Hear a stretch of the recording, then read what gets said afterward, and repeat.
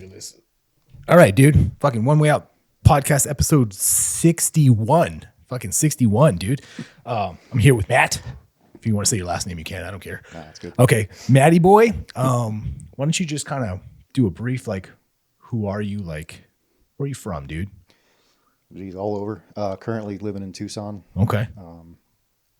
Well, my old man was in law enforcement, and we transferred all over the place. Same job. Okay. Really? Yeah. So he was an old, BORTAC Class 5 dude. Oh, shit, dude. I didn't know BP that. Class 183 and National Pistol Team member. So I've been shooting since I was a kid, which is what I'm told is the topic for today. Yeah, dude. I want shooting to and talk to you training. about that. But yeah, man. Been shooting competitively since I was 13. What do you, is there like, dude, I just pretend like I know nothing. Because I literally I don't. don't think we're going to have to pretend. Yeah, we're not gonna have to pretend. I don't know shit. So like, what organization do you shoot for, or is there like, it's like ADC or whatever, like different? Yeah, so there's, I guess you could consider them promotions, right? So there's Okay. like governing bodies, right? So Sure. it started off back in the 80s as combat pistol, Okay. and then kind of morphed into what was the International Practical Shooting Confederation. Excuse me, 70s. And then kind of in the 80s and 90s, it started gaining a lot of notoriety and gaining a lot of following. Sure. So it became like IPSC. And my dates could be totally wrong on this, by the way. So don't. I wouldn't know. Someone Google it. Yeah, I was going to say, somebody fucking correct me. Are we allowed to say fucking? Fuck yeah. Okay. Yeah. Can you pull that mic up just like a little bit, like point it towards your mouth, just put it inside your mouth. It's not the first time you said that. Exactly. And then, so then after the IPSC gained a lot of traction, then it became USPSA. It was kind of an offshoot of that. Okay. And that's kind of what most of my shooting does. And then they have IDPA, which is the International Defensive Pistol Association. Okay. So if USPSA is like Formula One, IDPA is kind of more like funny car. It's just a slower game. It's a different game, right? They try to Okay. be more tactical about stuff. And there's a scorecard, man. It's a game. Okay. So, and then there's 3-gun. How do they break up divisions? Is it like Usually, so age? there's actually, yes, there's a Okay. super senior division, distinguished senior division, sure? all the way down, basically from 18 to I think 60 is the adult division. 18 to 60. Okay. It's like my old man, every time he goes to matches, he wins like the distinguished seniors stuff because he's 70. So still trucking it. Are you allowed to wear glasses? Like, Oh, yeah. Like Yeah, bifocals? Luckily, his ours aren't that bad, but Okay. yeah. So they break it down by age. They break it down by your equipment. What's an example of equipment? So if you're shooting the stock Glock, Okay. you'd be okay. you'd be in production division. That makes sense. Right? Because Yeah. it's off the shelf. There's very minimal modifications allowed. Sure. So it's kind of the gateway drug. Right? Yeah. So hey, go buy this Glock and put some new sights on it, and then Sure. that's all you need to do, and you can be competitive. And that's true. After a lot of work, you can be competitive. Yeah. Because production division used to be very competitive. Then there's like custom built 2011s. Sure. So they're in 9mm with red dots on them. The only thing not allowed are like super extended magazines and compensators. Okay.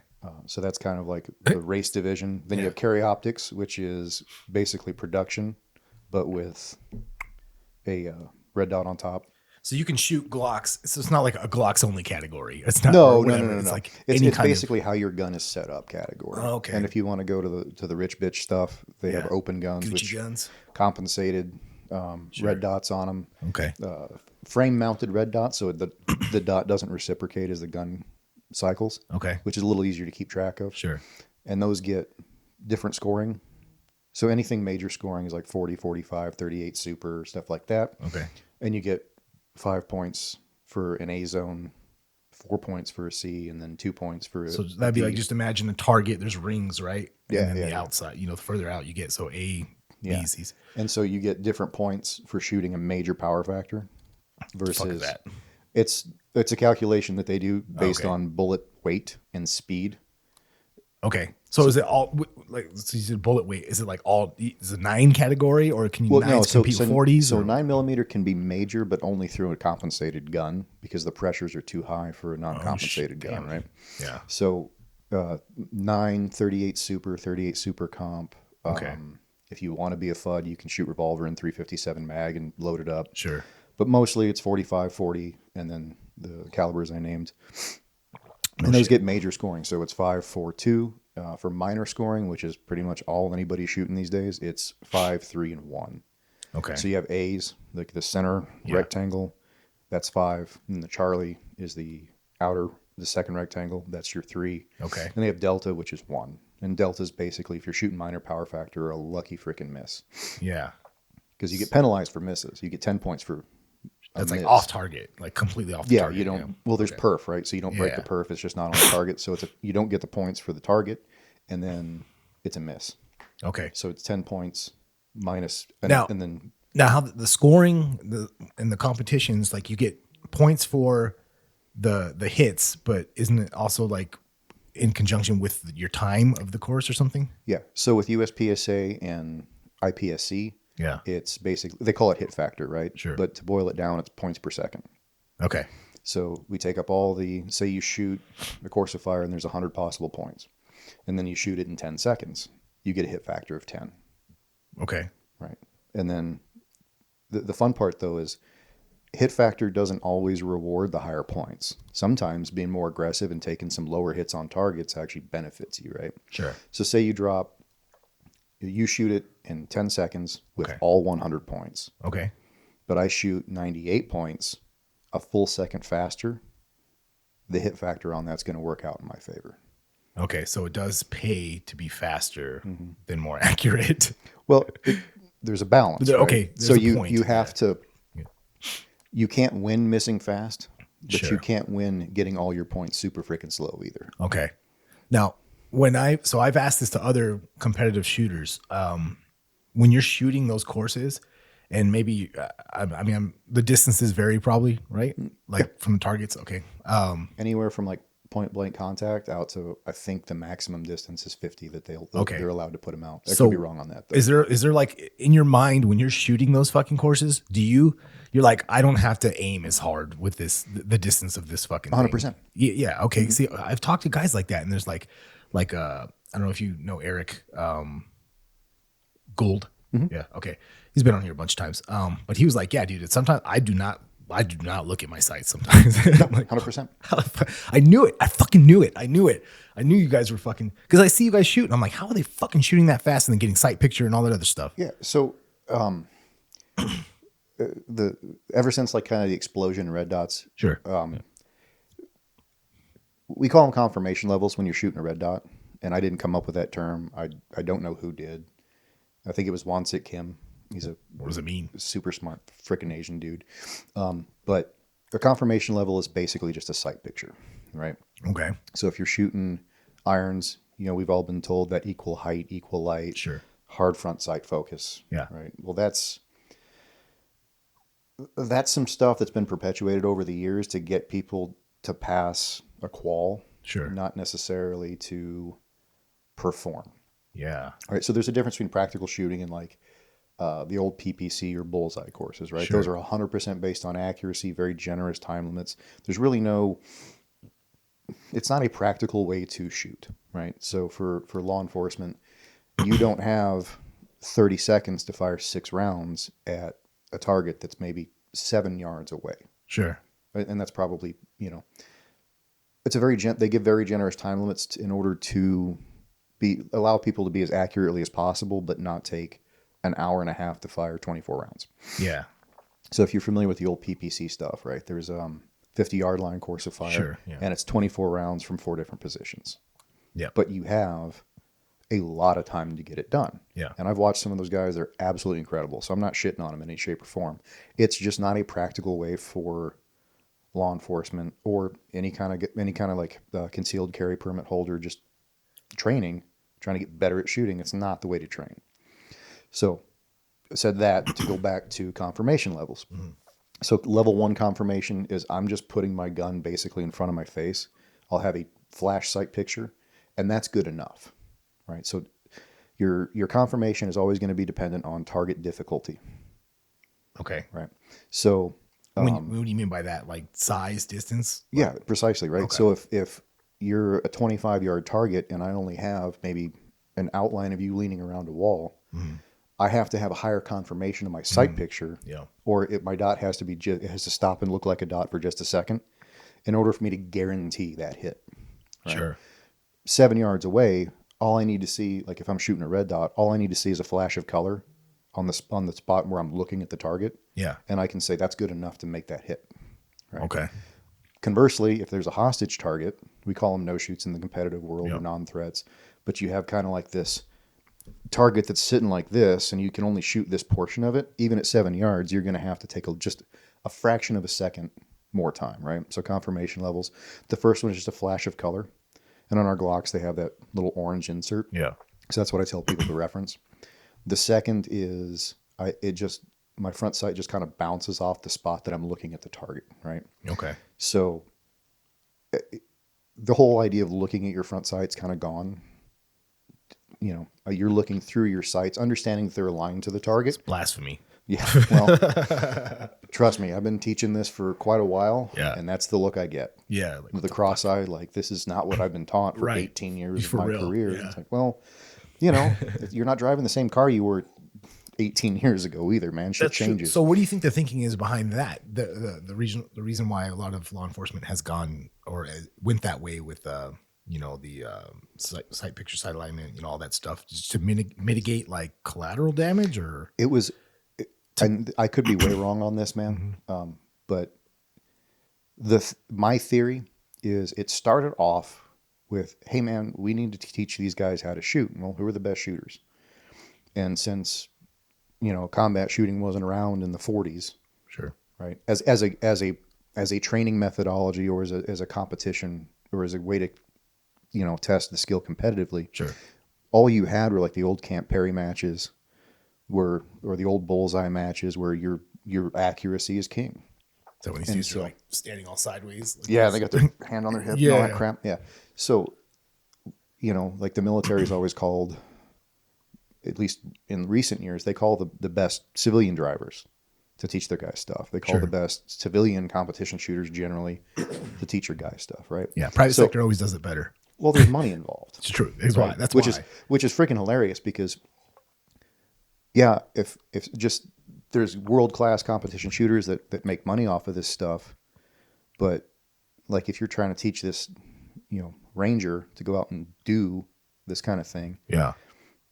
like their life's on the line. Yeah. it's a In my different opinion, that's a little bit context. more Yeah. money, Sure. worth more money with all the training and like obviously the guy wants to come home to his damn family. Sure. And they want the mission to be Yeah, successful. but the military doesn't necessarily adopt that, especially for like standard infantry and law enforcement certainly doesn't either, Sure. because it's a harder way to train. It's a harder way to do things. And so my theory is that back in the day, they called these guys who were phenomenal marksmen from a stand and shoot perspective to train their guys. Sure. Well, we just didn't adapt with the time. And then like I went through the academy in 2007 and they were still teaching stuff that my dad was taught when he went through in 1985. Very little had changed. The type of gun had changed, but they were still telling you to bring the gun down to your waistline to reload because they didn't want the bad guy to see you're reloading. Sure. Like, well, I'm not fucking shooting at him. Yeah. So he can probably just assume there's a problem with the gun. Yeah. And I asked him, like, why are we doing that when it's just as easy to keep the gun up in your face line? And that was the answer I got was, oh, the bad guy can't see. Well, it turns out it came back from the frickin' revolver days. Guys would empty the cylinder, turn the gun upside down around their waist, grab their speed loader, stick it in, twist it, and punch because now gravity's on your side because it's down Yeah. there. Just momentum then. It's just momentum. Well, it's just using gravity to drop. I mean, like the training is just momentum from the past. Yeah, it's an institutional, Yeah. inbreeding Yeah. or institutional momentum that came through. But I couldn't get a fucking answer. Yeah. And I've been shooting competitively for 10 years before I showed up to the academy. Sure. So I'm like, this doesn't make any fucking sense. Yeah. If you give me, like, I'm a pretty reasonable guy. If you give me something that actually makes sense, I'll be like, okay. Sure. And I'll take it into consideration. Yeah. But it was like, it came from the revolver days. Yeah. So 20 something years later, from 83 to 07, we hadn't changed. And then we got some really good guys in there a couple years later that started kind of driving it more towards a teaching people how to shoot, not just how to qual. Yeah. And that was kind of where I was getting back to, is we had this accuracy standard that we thought we needed to uphold, right? And you've all heard well, if you miss your target, that's a nun pushing an orphan kid and crap. It's always the fucking nun. Or the orphan, whichever one that happened to be the instructor's mind that day. But it was an easy way to teach people basics of marksmanship to get them to qual. Okay. It had nothing to do with actually preparing officers, agents, or whomever to shoot for performance. Yeah. Because if you think about the quals that we've had to do over the years, not a single one of them is how you would actually shoot a fucking bad guy. Nah, you can watch 1,000 police shooting videos right now. None of them go down like that. Well, no, it's never this, yeah, slow sight picture kind of crap. Sure. And it's maddening to me, because if you watch 1,000 cop videos, in half of them, you'll see the cop drawing as he's backing up, firing 6 to 10 rounds at a dude, and fucking missing all of them, by the way. Suppression. But they've never trained like that. Yeah. Right? Yeah. If you've never run a mile in your life, and I said, or if you've been running 10-minute miles your entire life, and I said, now you got to do it at 7:10. Yeah.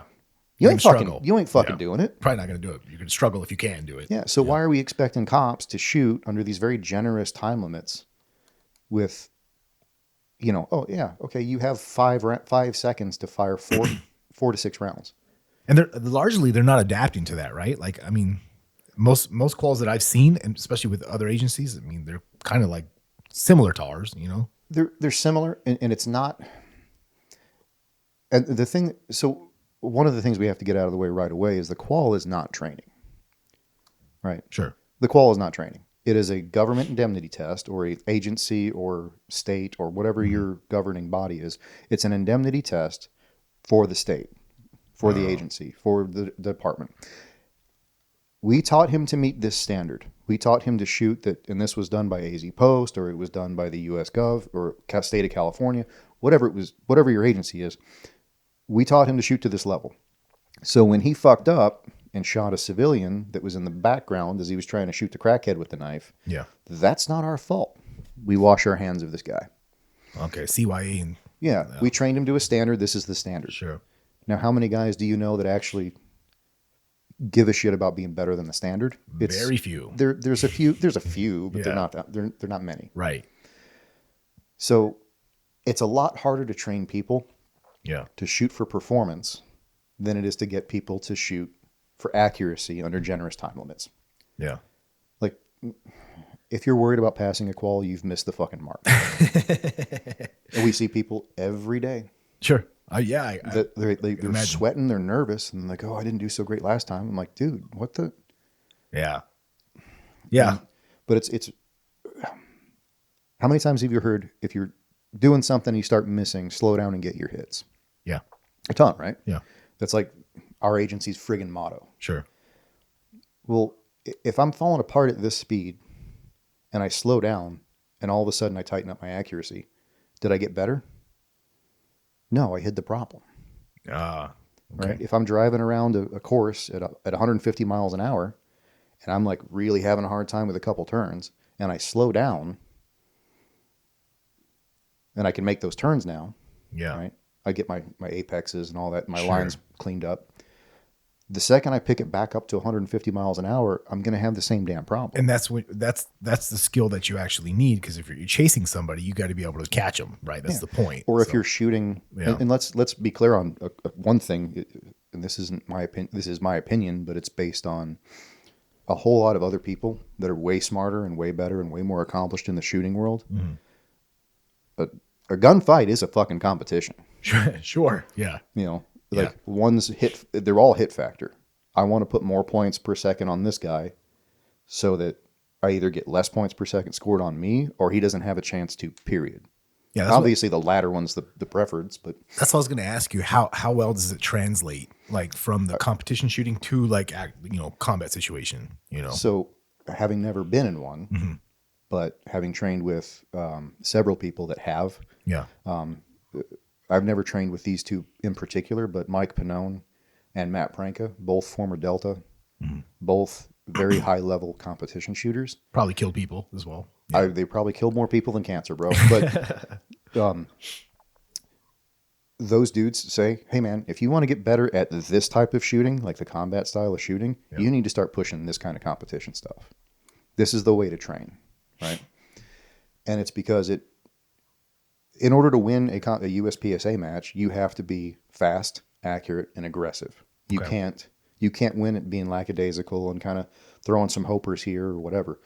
You have to have the accuracy, the ability to put bullets where you want them on demand. Sure. While you're moving, while you're ducking, right? Because they have low ports, high ports, shooting from leans, weird shooting positions.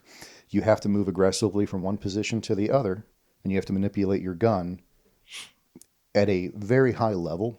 Yeah. To be competitive. So the guys that excel at that, are they usually physically pretty squared away? That's a whole different conversation. Well, I'm just saying. No, so it's a sport, right? Well, so there's a couple dudes. I'm sure we've all, Taryn Butler. Sure. Yeah. Taryn Tactical. He's always got his little harem out there. Yeah. That dude, when he was winning, I think he was the first guy to win the Triple Crown. So he won Open Nationals, Limited Nationals, and Multi-Gun Nationals the same year. And that little chubby bastard, while he was heavier, was still moving incredibly fast. Sure.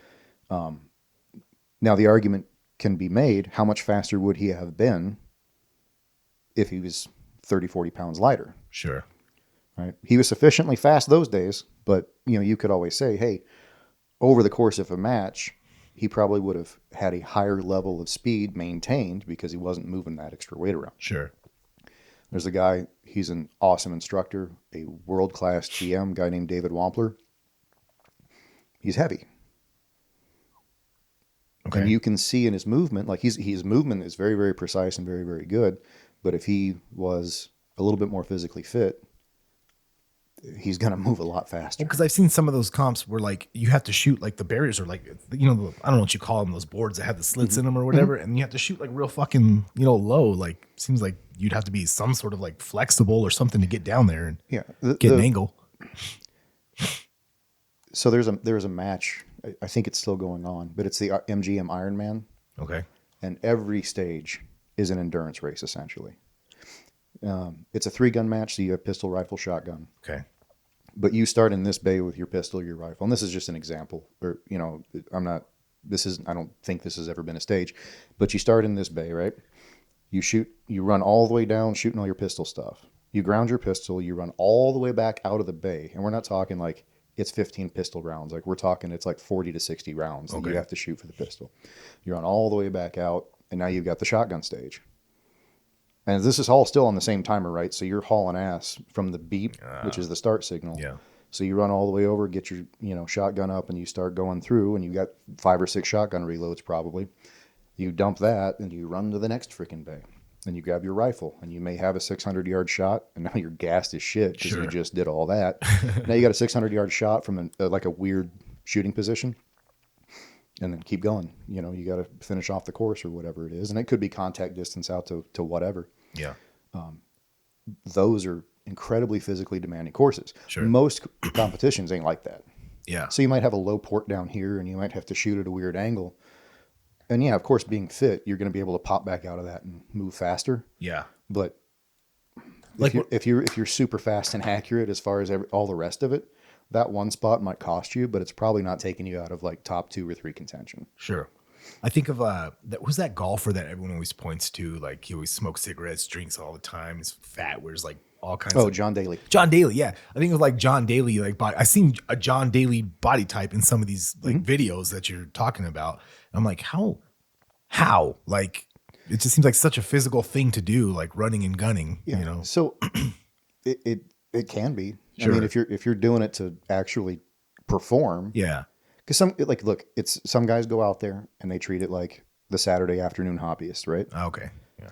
Which is fine. Man. Sure. Like, hey, that's your thing. Great.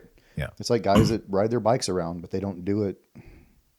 They do it to go to the next bar. Or they do it to the next coffee shop. They don't do it necessarily because they want to be Tour de France winners. There's guys who roll in jiu-jitsu, right? Not all of them are comp people. No, you know? man, like me, I'm a fucking hobbyist. Yeah, yeah. So I get it. I get it. So the guys that are in it kind of on the high end that even at locals all the way up to national level or world level matches, the guys that are in it to win it. Yeah. I hate that fucking saying. In it to win it. If you're in it to win it, baby. Inspirational. Yeah. They take it very seriously. They dry fire constantly. They're shooting tens and in some cases hundreds of thousands of rounds a year. They're putting in the work. Yeah. And you'll see guys that if you go to a local match out here and we have them out near 3 points. Yeah. There's some guys that are going through it and they're just like do and they're toodalooing through the course, and that's fine, man. I'm glad you're out shooting. Sure. Glad you're out exercising. Because heaven forbid, like we're all having beers one day. Sure. And then I don't see the guy, and then this guy's able to deal with it. Like, great. Yeah. We're not having beers, obviously, because that's illegal. but like something happens, and this guy's able to defend his wife by this little bit of training that he does, or his kids, or whatever, right? So there's always the hobbyist level, and that's great. Sure. And then there's like I take it a little bit more seriously. Some of the guys that you see going out there take it more seriously, and those are the guys that are hauling ass through the stage. Sure. And it can be anywhere from like a 10-second stage all the way up to probably, depending on the difficulty of the course and the movement required, I'd say probably less than a minute, but I've seen them. Okay. And if it's a 30-second stage or 18-second stage that takes you a minute, you probably fucked up pretty bad. Sure. But, I mean, it takes you as aggressive as you want to be. Yeah. So they're not like super long. Sure. So it's not like you have to like run 2 miles to get to the stage and then shoot. Yeah. It's just kind of a 30-second sprint, and just about everybody I know can sprint for 30 seconds. Yeah. So this is like competitive shooting is something you could do. I mean, obviously your dad does it, so you can do it into your later years, without. He's not even the oldest one out there. There's other guys that do it. Yeah, without having to worry about, getting fucked up, other than maybe shooting yourself, but I'm sure that doesn't happen very often. Usually the guys that are out there have better gun handling skills than most cops. Sure. I believe that. Actually, I have to know that's true. Well, yeah. I mean, there's safety rules. Sure. If you sweep yourself with your muzzle, or if you run with your finger in the trigger guard, you can get disqualified from the match if you break. So they have a 180, right? Because you have to have safety rules in a comp. Sure. And I know that somebody's going to be like, well, there's no 180 in real life, bro. 360 degree two-way. Yeah, there's no ref either in real life, but you still need one in fucking fighting, Yeah. Well, it's if you're not smart enough to know the difference between a shooting match and a gunfight, you're probably fucking retarded. Sure. Yeah. And I did. And most people are. I did an Instagram fucking live some months ago now with this. His name's Instructor Mike. Okay. And he's some CCW. He's like some disgraced cop who now teaches CCW classes and armed security guard personnel classes. And the info that he puts out. Retarded. Is he a FUD? No. Okay. He's built himself up because that's the problem with instructors, man. Yeah. Like, and I fall into this on occasion too, right? Because I've been a firearms instructor since 2014. Okay. So we fall into this, we believe our own hype shit. And a lot of instructors will not go compete because they don't want their shit pushed in. Yeah. By some, like, as an example, I'll get to the example. I'll finish this point and I'll get to the example because I don't want to get off topic. You don't want to go out and get embarrassed. Yeah, right? Sure. And I don't know why, right? It's an ego thing. I know exactly why. It's an ego thing, but I guess I just don't have that, I can't do this because I got my ass kicked. Well, how often is like the sensei challenged? You know what I mean? Like, yeah. Well, especially in the shooting world, man, because if you have a modicum of skill, you're impressive as shit to people who just picked up a gun. Yeah, sure. Right? People don't understand that shooting a target at 7 yards isn't fucking hard with a little bit of training. Sure. Now, if you want to shoot that target at 7 yards from the holster and you want to do it in 1 3/4 seconds and have all your hits good, that's impressive. Yeah. Yeah. You want to move that target back to 15 and do it in 2 1/4 with all of your hits good, that's impressive. But me standing slow firing a fucking group and stacking a couple rounds on top of each other on a little shoot and see, that's not impressive. Well, not to guys who have any skill. It's impressive to me, but yeah, I get your point. If you saw somebody do it, boom, boom, yeah, boom. Yeah. Like, no, man. But you've got guys like, there's a couple guys out in Casa Grande that are instructors. Pop, pop, pop, pop, pop, practically stacked on top of one another as fast as they can pull the trigger. Yeah. And so that shit impresses me. Sure. Right. Yeah. The slow fire crap at 7 yards is not, it's not hard. It's not an accomplishment. Okay. But to somebody who's never picked up a gun before, Sure. it looks like that, right? Yeah. Like when you first started jiu-jitsu, Yeah. you saw a blue belt destroying the trial class guy. Yeah. Trial I'll never be class that guy. good. You know, that's what you think. And you're "Oh, like, fuck." he's been training a year and a half. Yeah, He's not even that fucking good. Right. Yeah. He's just better than you on that moment. Sure. Right. Yeah. Yeah. So, I mean, even sitting on the side, you're like, man, he's tuning him up. And you're like, oh, that guy started yesterday and he's been training for a year. Like, Yeah. and I'm not saying blue belt's not impressive. Don't take that. It's all just, impressive, right? Anyone doing anything hard, it's impressive. Yeah. But it's just like, you've been training a long time. I've been training since 2016. Yeah. Not consistently because I've been a purple belt for like 4 fucking years now. That's the way it goes, dude. Yeah. But you watch it and you're like, okay. And you watch a really good purple belt or black belt roll. Sure. And you're like, oh crap. Yeah. And then you look at the blue belt who just got his blue belt and he's still stumbling over like not basic stuff, but he's still stumbling over. There's levels. Yeah. There's levels to the shit. Yeah. And you're like, that guy sucks. Yeah. That's why you But he doesn't suck, right? doesn't, because no, yeah. compared to the trial class Right. guy, he's a freaking god. Yeah. That's But why compared to people like say, guys that have been training for a while. do hard shit, man, because anything you do hard, it could be anything. Play the fucking piano, like whatever, something hard to do. Like it puts things in perspective because when you do something like shooting, you do it for a while. Like to in a year, if you shoot competitively and you look back, you'll be like, fuck, look how far I fucking came. I mean, within that, you learn not to get discouraged by you've been doing it for a year and you see the guy who's been doing it for 10, 15, 20 years. Now you have perspective to be like, well, that will be me if I just keep going, you know? But that's the thing. You got to keep going. Yeah, that's it's the thing. consistency, right? Just Sure. like I'll call myself out, man. I've been a little bitch. I love jujitsu, Sure. but my home gym is all the way on this side of town and I live all the way on the other side of town. By the time I get home and work out, I'm smoked, man. Yeah. So it's just me being a little lazy asshole. Sure. But, consistency rules. Yeah. Like with weightlifting, dude. Remember when you first walked in the gym the first time and you saw some like Jacked fucking dude. you thought he was jacked and he was Yeah, he yeah. was like doing his 1 rep max at 2 plates. Yeah. And you're like, oh, that guy's my hero. Sure. And now you're like, 2 plates is a pretty good warm up. Right. Yeah. Yeah. Yeah. But it's hard to see the tree, like the forest through the trees or whatever the fucking Sure. saying is. It's hard to see down the road. Like Yeah. if I just keep showing up, if I just keep dry firing, if I just keep going to the range a couple times a week, if I can, Yeah. and train some of the things that I've been working in dry fire and go to matches to test my skill against other people, Yeah. I'll get there one day. Sure. Like if I keep showing up to jiu-jitsu a couple times a week, eventually you'll get a black belt. Will Yeah. you be one of the Mendez brothers? No, Yeah. because you didn't start training when you were 2. Sure. But yeah. will you be sufficiently able to handle yourself?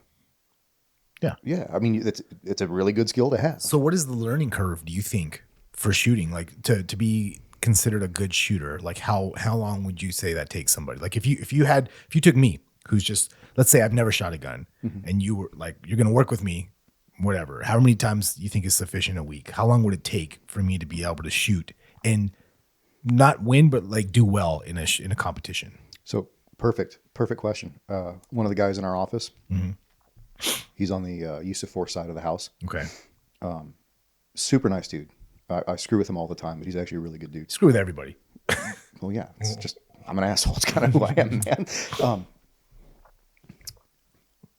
He, decent shooter as far as our standard of qualifying goes, right? Sure. Shoots it. He started coming out with us to get some extra practice in when he didn't have classes to teach and whatnot. And that's probably been 3 or 4 months. Okay. So in 3 or 4 months of consistent practice and going to shooting matches and kind of learning that you don't need a perfect sight picture to shoot at 25 yards. You really don't. Yeah. I need to see my dot kind of bouncing off the spot where I want the bullet to go. Sure. And that's good enough, right? I took a class a week ago, and the guys, I promise this is going somewhere. I ramble a lot. It's good, dude. We got time. Want versus need. I want to see a perfect sight picture. I want to have this nice, slow, perfect trigger press. Sure. What do I need to do? What do I need to make the shot? I just need to see my dot or my front sight where I want the bullet to go for just a millisecond, and I need to pull the trigger without moving the gun. Super simple. It's not easy to do. It takes some training, right? Sure. So bring it back to this guy. He was that guy that would take boom, boom at like 15 yards. Yeah, that's I'm me. like, bro, 3 times that fast, please. You're killing me here. And he's like, I can't do it. I'm like, yeah, you can. So a couple things. You have to put in the work, and you have to be afraid to fail. You have to be afraid to miss, right? Missing in training is not a fucking problem. In fact, it's if you walk away from a training session and you're like, man, I feel really good about myself, you didn't fucking train. So you have to be afraid to fail or not afraid to fail? Not afraid to fail. Okay. All right. Yeah. So you got to be okay with missing. You've got to be okay with screwing shit up. Yeah. Right. If you leave a training session and you're like, man, I'm really awesome. Yeah. You didn't fucking train. Yeah. No one gets a black belt without getting tapped out. I'm just saying. Dude. Nobody. Yeah. Or knocked out or whatever sport you're in. I think Gary Tonin did an interview one time, and he said, guys say, leave your ego at the door. And it's become like this thing in jiu-jitsu, man. Like, Sure. Leave your ego at the door. No ego. No ego. And guys say, oh, I don't have an ego. Gary Tonin, one of the best grapplers on the friggin' planet, he's like, I get tapped out like 25 times a night by guys that I could demolish because I'm trying new things. Yeah. I'm working certain positions, and I just haven't worked on it. I haven't figured it out yet. Yeah. So guys are beating me. Yeah. He's like, you go tell me you have an ego and you don't get tapped by anybody. Sure. You're not trying to build new shit. You're just working on the same stuff you already know how to do. You can't learn something new without failing. It just is impossible. You know, but people are uncomfortable with failure. Yeah, it's an ego thing. Yeah, you're right. It is ego. It's like 100% ego. I don't think it's a bad thing. Like people talk about ego like, oh, it's terrible. You would say that. Well, yeah. But when you fail at something and your ego goes, you suck, like it's hurt. Yeah. You got 2 ways to handle it. You can never step on the mats, or you can never go shoot again. Sure. Or you can stop being a little bitch. Yeah. And go, well, I feel bad, but that doesn't fucking matter. I'll go back tomorrow and figure it out. Yeah. I feel like a lot of people, they feel so uncomfortable with it, especially if they've mastered something else. Like if you're really good at whatever it is, and then you try something new and you're just like, well, fuck this, man. I don't like that feeling. When I'm already good at this, I'll just do that. You see that with like strikers, you know, and then the way they compensate is they'll be like, well, I'll just knock you out. You know, like, you know, talking to like an expert ground fighter, or the jiu-jitsu guys will say that about strikers too. It's like, I'll just choke you out. It's like, no, motherfuckers, like you guys, you're saying that because he's better than you at that thing, and you're not willing to get better at that thing because you're already good at this thing. You know, you don't want to be humbled again. Like you already did all your humbling, but you just have to constantly be in a state of being humbled, you know, whether it's anything, podcasting, whatever, anything, you know? Well, it's having the willingness to fail at something. Sure. Right? Yeah. If you never fail at anything in your entire life, you didn't fucking do nothing. What is Jocko Willnick's always like, get comfortable with being uncomfortable, you know? Yeah, 100%. And so back two good stories on this, right? Okay. So we talked about how long does it take for somebody to be a good shooter, So right? 3 months for this guy? Probably 3 or 4. Yeah. I mean, there's usually 2 matches a month. Okay. So he would do a practice session with us 1 day a week. He'd do his dry fire at home. And this guy drives to Sierra Vista every day. Shit. Yeah. So he doesn't have a lot of time. Yeah. Right. So he goes to a match, and I told him, hey, man, your first match, winning should be the furthest thing from your mind. Yeah. Show up. Don't get disqualified. Be safe. And have fun. And he came out. He did good. Excuse me. He finished probably, I mean, I could look it up, but he finished bottom 3rd. Okay. Yeah. I mean, not dead last, but he wasn't happy with it. And that's fine. Sure.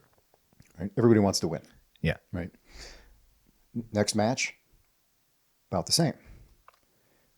Next match, 5-10 places higher. The following match, I think he shot 5 now. The last match he shot, he was 28th of 56. Sure. So he went from being 50 of 56 to being 28th of 56 in 5 matches. But he put in the work. Yeah. Measurable work. Yeah. Yeah. I mean, he did the right things with the right intention, right? Because I can go home and I can dry fire and I can just go through the motions with no actual intent behind it. Do you do that? Sometimes. Okay. I see the videos of dudes in their underwear just fucking drawing at a door or whatever. Yeah. Well, I've got targets set up all over my house. Of course. I'm single, so I'm a fucking weirdo. Just run through my house pointing guns at shit. Yeah. They're unloaded. Yeah. Yeah, of course. Mostly. For your neighbors. No, they're always unloaded. But, hey, man, draw the gun. Gun stops at we call it an index, right? You index the gun to the target from the draw. Boom. Did my sight stop precisely on the target where I wanted? Not did my dot appear on the target somewhere? Did it stop in the exact center, upper third of the A zone where I was looking? Yeah. If it's off, okay, that's not a good rep. Yeah. So after about 15 minutes of dry fire, my mentally and my hands are smoked because I'm gripping the gun the same way I would do in live fire. Yeah. Because it doesn't do any good to cheat that rep. Right? Yeah. You have to grip the gun the exact same way you would if you're pulling the trigger. So focused 5 to 10 minutes, 15 minutes. Anybody that says, I'll go home and dry fire for 2 hours a night. No, you fucking don't. And if you do, it's like the guy that works out for 2 hours, but spends an hour 30 on his phone. Sure. Yeah. You're doing it, but you ain't doing it with any kind of intent. Right. Right. So he went and he put the intentional work in. He did the live fire confirmation, right? So 90% of your work in training for shooting can be done dry fire. Take that to the range, confirm that what I'm doing is working. If I'm not getting the results I want on the live fire, I need to tailor my dry fire a little bit, right? Then I go to the competition and make sure all of those skills have improved.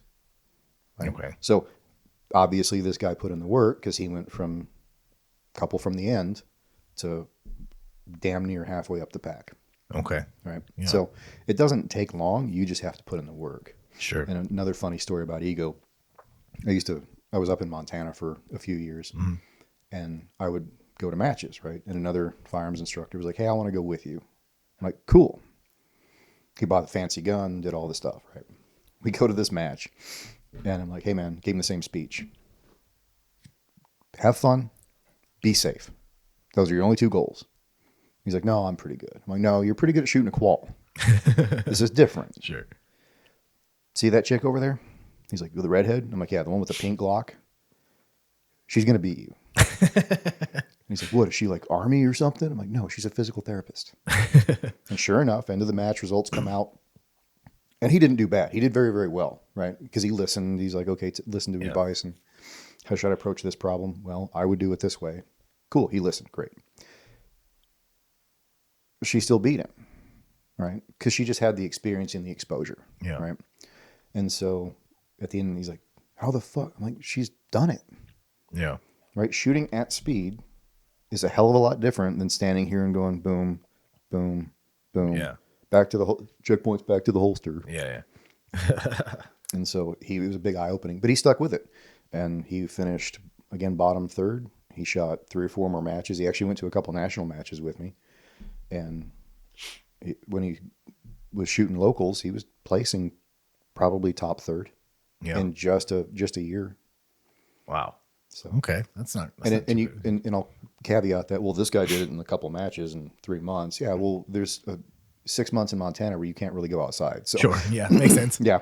Yeah, I always recommend to, especially young dudes, but females it could apply to, is like weightlifting is one of my favorite things you can do because one, you're only competing against yourself. Mm-hmm. So like, you're not like, oh, that guy's better than me. Although there is some of that when you see dudes that are stronger than you in the gym. But I'm like, but it gives you a very clear, like, you're either doing the work or you're not because you're able to move more weight or you're not. Like, and it's, 5 pounds at a time. So like, sometimes those little bitch 2.5 sometimes pounds. I refuse to fucking use those things, but yes, they exist for a reason. I'll admit. Yeah. I've used it before. I'm not going to lie to you. But it's measurable, right? Because like if like your bench when you first started was 135 or 115 or something, like that's a hard number. It's 115. I cannot fucking lift more than that. Mm-hmm. And then in a few months, like you're like whatever, you're at 135 now, or 155 now, and like that is irrefutable, measurable progress, and it's only against yourself, so that's why I like weightlifting for that aspect of it. Well, there's that same aspect of it in the shooting world. Okay. Right? So there's like a bunch of drills out there that are kind of universal, right? Like the bill drill. Bill drill, yeah. 7 yards, draw, fire 6 rounds. You got to hit the A zone of the target, and you got to do it for what used to be considered a fast time at about 2 seconds. Now, most people we work with can't get out of the holster in 1.5 to 1.8. So Sure. that's a tall order, Yeah.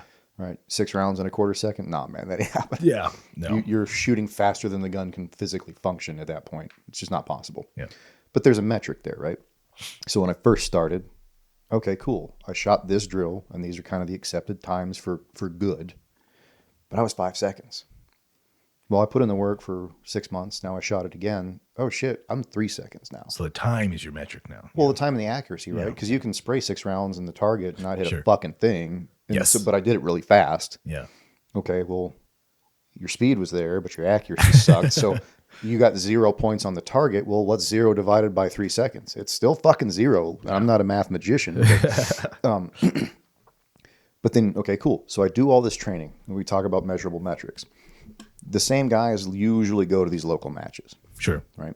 Okay, my metric is at one point, I was finishing dead fucking last. 6 months later of dry fire and live fire confirmation work, now I'm upper side of the bottom third. And then I moved up and moved up and moved up. So my metric is, yeah, I can shoot drills. People get lost in drills because they think shooting the drill is the point. Yeah. And it's not. The Sure. point is to work on the component skill set within the drill. Right. Yeah. Right. So what is a build, like, just because that's the example I used, what's the build drill test?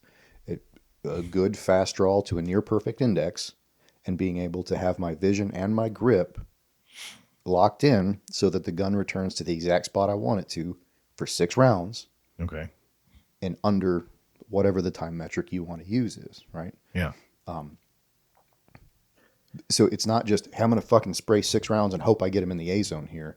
There's a lot of things that I have to work on, these separate component skill sets that lead to this result. Yeah. Just, I mean, if you were to, like, for the layman, if you break down the build drill, like, what is from start to finish, what would be the fine details of what you're doing in that, from the draw to break it down. Cool. So if we're talk about the draw, a 1 second draw Okay. used to be fast. Okay. And now there's dudes out there doing it in 0.55. That's half the time almost. Yeah.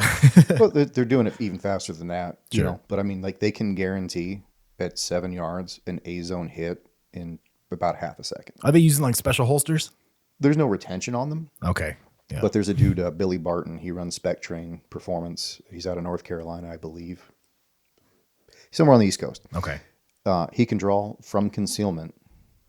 There's a YouTube short of him doing it from 4 yards, draw from appendix concealment, and fire 4 rounds in 0.98. So he drew the gun, fired 4 rounds, all of them hit in the A zone from 4 yards. I know that's close, Yeah. but the speed element is unreal, and Sure. he did it in under 1 second. Yeah. So the draw.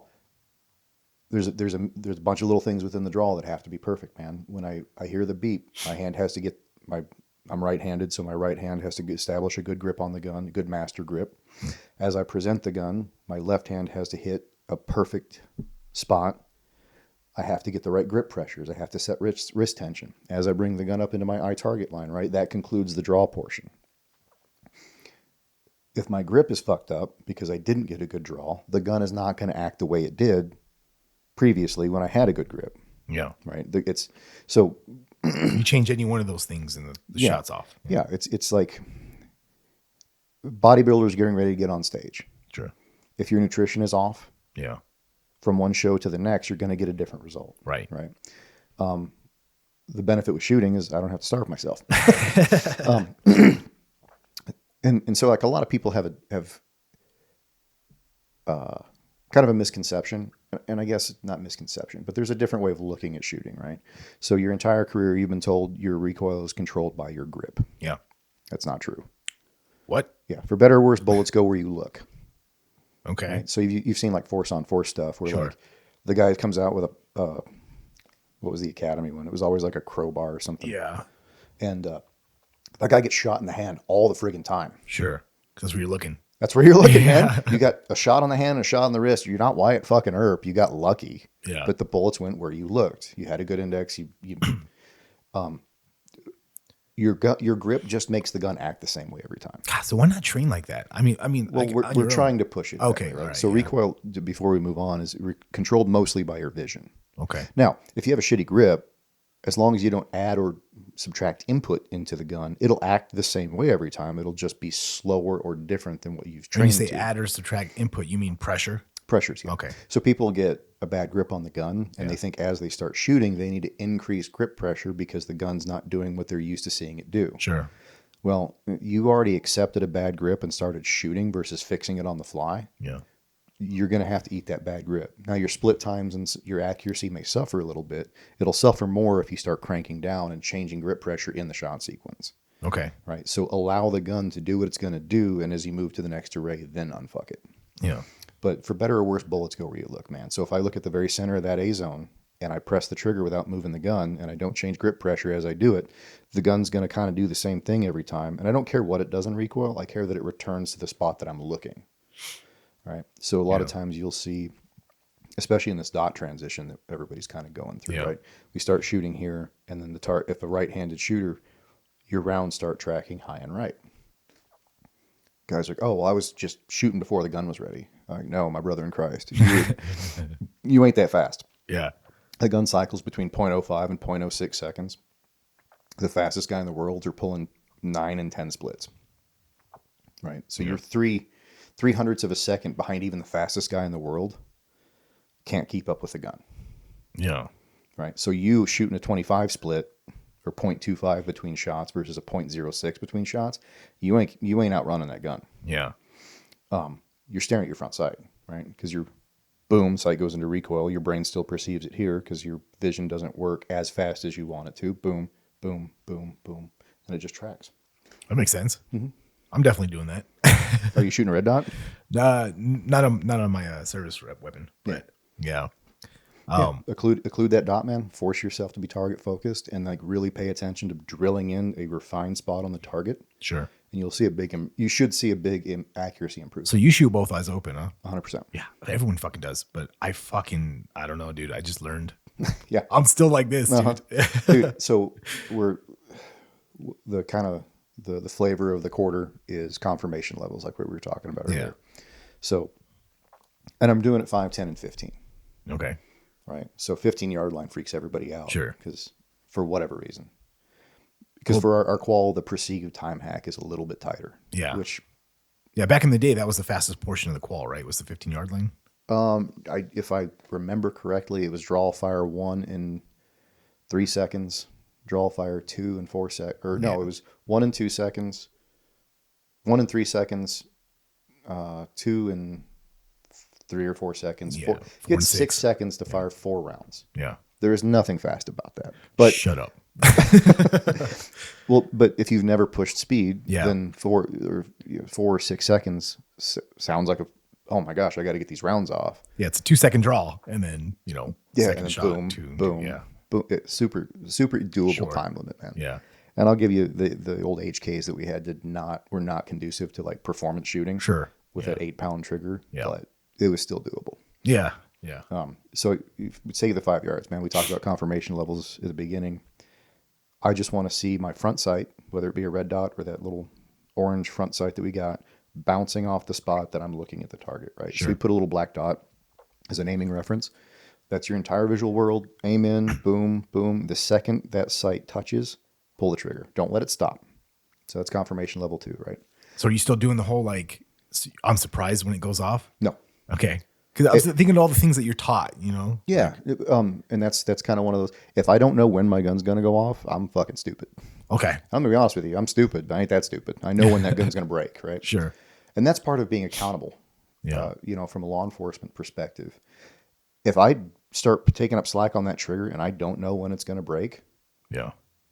how do I know if I can, if I'm taking up slack and I don't know when it's going to break and all of a sudden this person stops doing something? It's too late. I don't know. A lot of times, yeah, because your brain's already going, Yeah. right? But if have to make a precise shot, boop, boop, boop, oh, they stopped doing it. Yeah. Oh, I don't know how far my gun was going to go off. Are you fucking kidding me? Yeah. Yeah.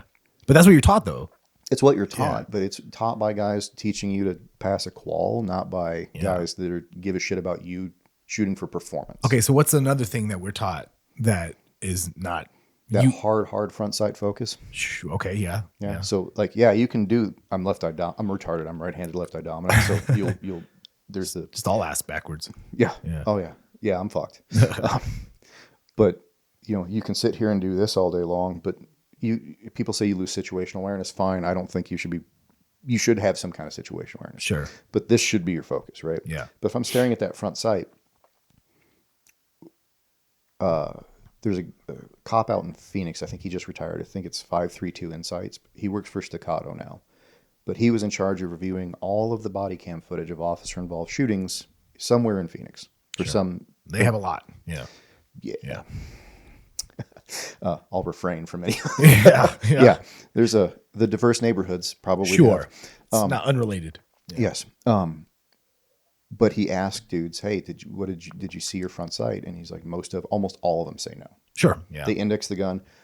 It's going to be really hard to overcome the biological instinct to stare at the big fucking problem in front of you to focus on a little front sight. Right? Sure. And that's where red dots are a huge benefit. Yeah. Because if you're doing it right, you should be target focused, both eyes open, staring where I want the bullet to go, bringing the gun up. And he's like, when we switched over to red dots, we saw a huge, we saw a major improvement in guys. Like I saw my red dot flash, and I pulled when I was ready, I pulled the trigger. Yeah. So both eyes open shooting is the way to go. Yeah. We're just not. And I'm not a scientist or a Scientologist. What? Yeah. That's why I brought you on here, dude. I thought you were fucking PhD. Help me, Tom Cruise.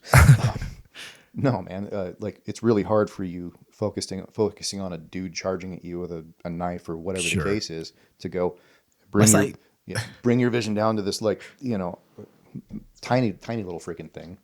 So yeah, it's just so front sight focus. No, the gun shouldn't be a surprise when it goes off. Those are all bullshit. Oh, squeeze the shit out of it with both hands. Squeeze the shit out of it. Trying to think some other training scars I have. Well, one of my favorites is guys are like, "How hard are you gripping with your right hand?" I'm like, "All right, shake my hand." I shake their hand, and they're like, "That's it?" I'm like, "Yeah, man. I don't. It's a 9mm. It's not a 454. It's not a 50. Sure. Desert Eagle. I can hold on to it sufficient to pull the trigger, and the gun not move in my hand, and my left hand can do all the grip work." I'm definitely guilty of that. Yeah, we all are. Yeah, and that's where like the speed, when you actually layer on speed, and you want accuracy, when you start shooting fast, we all have a tendency to start fighting down on the gun. Yeah. And so a lot of times when you see guys shooting low left, what does your typical firearms instructor tell you were doing? Your sport hand or something? I don't know. No, so like my rounds are kind of going low left, but they're not like drastic. What's the old? Oh, you're either slapping the trigger, or you're anticipating recoil, right? Yeah, makes sense. Well, okay. I'm going to borrow this for a second. Sure. If I'm holding the gun like this, right, and this is my pressure, and I start biting into the gun, where did that muzzle go from my perspective? To the left, low left, yeah. Right? So as we start doing this for right-handed shooters, we start adding input into the gun during the shot sequence. Those rounds will go low left. Yeah, that's where all my shit goes. Yeah, so it's probably as you're pulling the trigger. Mike Seekland. By the way, I have not had an original thought about shooting in my entire life. We stand on the shoulders of giants, brother. It's all guys that are way better than me that learned this shit and studied this shit that I steal from. Mm-hmm. Shamelessly, by the way. I mean, I give him credit. I give him credit. Sure. Like this guy, Mike Seeklander. Yeah. He came up because I understand what people are doing, but it's really hard to kind of explain it in a way, like any kind of teaching. Yeah. Because I can say it one way, and then another guy can come up and say it another way, and you're like, "Oh, I got it." I'm like, "I said it fucking verbatim," and everyone's like, "But he said it cooler." They have a history of being insulted by you, so they don't take it as well. Listen, I don't insult people. I give you blunt feedback. Tell the truth. If you don't like it, that's your problem. So, but he said, he's like, a lot of you guys are missing wherever because you're gripping and pulling the trigger at the same time versus gripping then pulling the trigger. Sure. Set the grip pressure, pull the trigger. You can't do both and expect accuracy, right? To a certain distance or to a certain speed, sure. But when you start pushing for performance, you keep going faster, faster, faster. Oh, shit, the wheels came off. Yeah. Well, if I slow down, I hide the problem. I'm going to keep shooting at this speed until I identify what I'm doing, and then I'm going to keep shooting at that speed until I fix it. Right? Okay. So slowing down almost never fixes the problem. I say almost never, So right? slow is smooth, smooth is fast is not true? Well, slow is slow, Slow is slow? smooth is smooth, and fast is fast. Okay. They're three separate things. I want to be really smooth and really fast. So I'm not a bad shooter. I was just trained wrong. That's all. Yeah. Well, it's so, okay. There's a lot of really fundamentally sound shooters that have been trained the way we were trained. Okay. And they're really good at shooting quals. They're really good at shooting PPC. They're really good at shooting things that require only the fundamentals of marksmanship, right? Like guys that shoot PPC or Bianchi Cup, stuff like that. Their fundamentals of pulling the trigger without moving the gun and keeping the sight where they want it are insanely good. But you take them to a USPSA match or something that requires them to use that fundamental at speed, and a lot of times they fall apart until they realize at speed they're adding input into the gun. Because they're used to being able to do this, boom, boom, boom. Yeah. And for those guys, you need a hard front sight focus. And you need a perfect trigger press without moving the gun. I'm going to be honest with you. In the past, so I got a USPSA membership in 1999. So it's probably, I don't even remember how old I was. I was born in 83. So whatever the math is. I haven't pulled the trigger perfect since then. Right? It just, for what we do in the practical side of the house, I've pulled the trigger really well a lot of times. Sure. Just never perfect, right? Yeah. Because I slap the trigger. Now, I actually had a really good conversation with one of my other instructors, not my other instructors, one of the other instructors today. And he's like, "What do you define as slapping the trigger?" I'm like, "I start the trigger pull and I don't stop until the gun has gone off, and then I get off the trigger almost completely, and then pull it without stopping again." Yeah, because the old way you're taught, right? Well, maybe this is the HKs though. Like you get to the hump and then you slow down. Yeah, they do that. They did that with the Glock transition too. Yeah. It's basically with semi-autos. There's always like a wall. Yeah, I don't feel it with the Glock personally. It's there. Okay. But you pull up until you feel that resistance to that wall, just like Okay. the HK had that super light trigger until you hit the 8-pound wall of death. Right. Yeah. And that's when you saw everybody do that. Yeah, it was super obvious with the HK. With the Glock, I feel like I just whoop right through it. Yeah, well, it's a better trigger because they kept it the stock trigger versus some old idiot stuff back in the day. Yeah. So it's not as noticeable. But the guys were taught prep to the wall Yep. and then slowly add pressure until the gun went off. Yeah. Right. Yeah, you can do that. It's just really hard to do that fast. Sure. And that's what matters, I think. Even in a law enforcement context, it kind of matters. Well, I think it especially matters in law Yeah. enforcement context. So guys will, poo-poo on competition shooting, right? Well, the targets aren't shooting back. Okay, well, what do you train on? Fucking targets don't shoot back, dude. Yeah. Depends on who you're talking about. Because ICE, they train on live targets. Yes, they're getting some fucking reps on that. But I mean, unless you're doing force on force stuff every day, you're training on targets that don't shoot back. Yeah. Right. You can't take someone who has marginal skill and expect them to perform well in a force on force scenario until you get them to shoot at a decent speed. Sure. I challenge you to find, and they're out there, right? There's that one where the guy, a body cam footage, right? Mm-hmm. So cop pulls up, he puts his coffee down, puts his car in park, gets out, grabs his rifle. Oh, yeah. And one shots a dude from 110. Right. Beautiful shot. Yeah. That dude I've never seen a dude that calm in a shooting. So those rare ones aside. Outliers, yeah. I challenge you to find a dude who did not know he was going to get into a shooting, finds himself in a shooting, and I want you to see how slow he shoots. Those dudes are shooting. Yeah. They're bag dumping. Yeah, they're shooting fast as fuck. Yeah. Why? Because their fucking life depends on it. Sure. But there's also a reason that law enforcement has like a 70% inaccuracy rate, a 70% miss rate. Is that what it is? It's pretty high, yeah. All With red right. dots, it's coming down a little bit, like department specific, right, stats. But nationwide, it's a 60 to 70, sometimes 80, depending on where you're at. Otherwise framed as a 30% hit rate. Yeah, so let's just break it down for those of us who are not math geniuses. Yeah. For every 10 rounds fired, 7 do not hit the target. 7 go somewhere other than the intended target. So 7 of them go into a tree. The nun. A car. Yeah, the nun. Yeah. The dirt. Okay, fine. Best case scenario, they don't hit anything, Yeah. any other living thing Sure. that we're not trying to hurt, right? But let's look at it from a different perspective as well, because this matters. Only 3 rounds went into the target. Was that sufficient to stop the target? Sometimes yes, and sometimes the cop gets stabbed. Yeah. Because nothing happens like the movies, right? Sure. But that's 7 rounds that could have had a better effect on target had I not missed. Well, why are we training slow? Slow is smooth, smooth is fast, front sight focus, perfect trigger press. Let the gun surprise you, reset, get that perfect sight picture again, and do it all over. When, I hate this term, but the speed of life happens Yeah. in 10th and quarter second increments. Well, that's what I was trying to get at the beginning is like we're training that way, but all the evidence shows that's not how it plays out. So like you're purposely training guys. I get, like you said, those fundamentals are important, but that's just, there's like how it is on paper and then what actually happens, Well, you know? so here's the thing. If you are having a hard time passing the qual, Mm-hmm. you got issues, right? Sure, You have fundamental marksmanship issues that we need to hammer out, Sure. right? Once we get to where I can pretty much guarantee that you're going to at least hit paper Yeah. at a qual speed, which is pretty fucking slow, then we can start pushing speed a little bit, right? So we do have to be able to hit something. Yeah. We have to be able to hit our intended target somewhere on the fucking target for me to assess what we can improve on. Well, how well do you think the qual would prepare you for a fucking gunfight?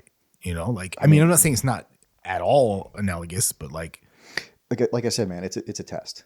Can you perform at this level? And we indemnify ourselves as the governing agency from this guy doing something dumb Sure. or him missing, right? I'm not going to say 0%, right? Because there's been guys in every organization that have never trained outside of their mandatory agency department issued training day. Mm-hmm. And they've been successful in a gunfight. Sure. Right? So I'm not going to say 0. Yeah. But if you look at the vast majority of body cam footage, at least it's publicly available, they're not analogous. Well, I've always Like the component skill of being able to hit a target is there, but they're shooting 5 times as fast sure. here than they would on qual day. They're missing a lot here because they're shooting at speed. They're not missing on qual day. And everybody knows this. If you're in military, law enforcement, anywhere, it's you should train how you fight, but we do not do that. We do not train how we fight. So I hate that.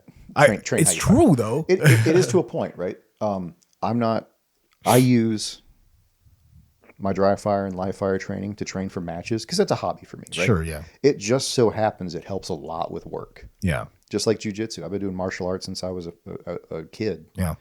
My parents put me in Taekwondo when I was real young. That's what that black belt's from though, and you're sitting on. Oh shit, man! I'm sorry. No, you're good. Disrespect your belt. Oh, no, it's right there. Oh, perfect. Like, is I've completely lost my train of thought. Oh, I'm sorry, dude. So no, training no. martial arts. Yeah. So, is doing a jiu-jitsu match analogous to a street fight? No, but there's a lot of things that cross There's overlap, over, yeah. right? So, I've been doing martial arts my whole life. It just so happens it helps with work. I didn't want to get into law enforcement as a kid. Sure. Right? Or at least I wasn't against it, but I just didn't think about it. Same, yeah. There just happen to be 2 hobbies that help out a lot Yeah. with what we do. So I use my dry fire and my live fire to test my skill or to build the component skills to a higher level. And then I test that training at a match and see how I do. Okay. Right? So for me, it goes that way. If I take that match performance, right, because I'm training, Sure. right? I'm not doing it. I don't wear my body armor. I don't wear my duty belt. I don't wear nods. I mean, some people do. God bless you. I see where you're going with this train how you fight. Yeah. Thing. So like I'm just working on shooting, right? At the match, I'm training, right? I'm still making sure that those skills are sufficient, right? I'm using it as a training evolution essentially, right? Sure. Yeah, because I want to win. I'm using it to test, hey, okay, these skills were better, but this one was lacking. Cool, I'll go back here. Next match, I'll test it again. And I'm using those local matches as training for bigger matches. Okay. Right. Yeah. So a bigger pond, a lot more fish, a lot more, like we're super blessed, man. There are some really good shooters here to train with. Sure. And then there's the guys that win big matches and nationals too. Yeah. Right? So it's just a different level. There's levels to everything. Yeah. Like when we were talking about the jiu-jitsu reference earlier. Yeah, there's levels. So it's still training. Yeah. Right? I don't go roll in my body armor and my uniform. Sure, I roll in a gi, or I do you know, shorts and a rash guard. Yeah. So I don't train like I would fight. Does that mean that training is... Now, don't get me wrong. If you're law enforcement, you're military, you need to do some evolutions in your kit. You should, I would think, yeah. Well, yeah. I mean, like, I don't buy into the whole, I need to go deadlift in my garage and do pull-ups in my kit. Yeah. You should be able to do pull-ups in your kit. Sure. You should be able to pick shit up off the ground. But I'm not going to go put a bunch of weight and then like look like a fucking tool in my garage, garage door open with the kids coming home from school and shit. Yeah. I'm like, yeah.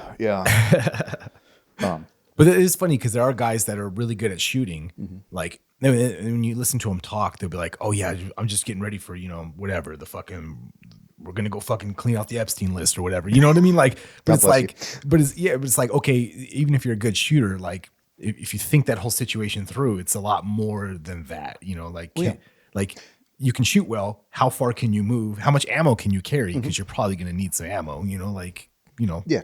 So cool. So I've got the shooting, like, let's just say, right? I've got the shooting thing down. Yeah. What's left? Fitness and tactics, Sure. Yeah.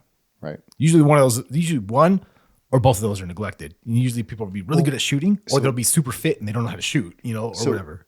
So think of it like this. If I have a general baseline fitness, and you can define that wherever you want to, right? Sure. And I have a general ability to shoot or a higher ability to shoot, right? So just on the old A, I don't even know if they use it in schools anymore. So say my fitness is a B, but my shooting skill is an A. Yeah. But my tactics are a fucking D. You're going to die. No. You don't think you're going to die? I will take the guy Okay. who has a very high level of shooting because I know he's going to hit the fucking target. Sure. Right? So here's the thing. I'm stealing this from Matt Pranka. Okay. He's one of the Delta guys I was talking about, who's also a USPSA Grandmaster level shooter, which is the highest you can get, right? So it goes, everybody starts off in D class, then it goes C, B, A, Master, Grandmaster. So he's got a red belt in fucking Everything. shooting. Yeah. Well, and he was at the top of the military. Sure. You know, he was a tier 1 guy for how many ever years.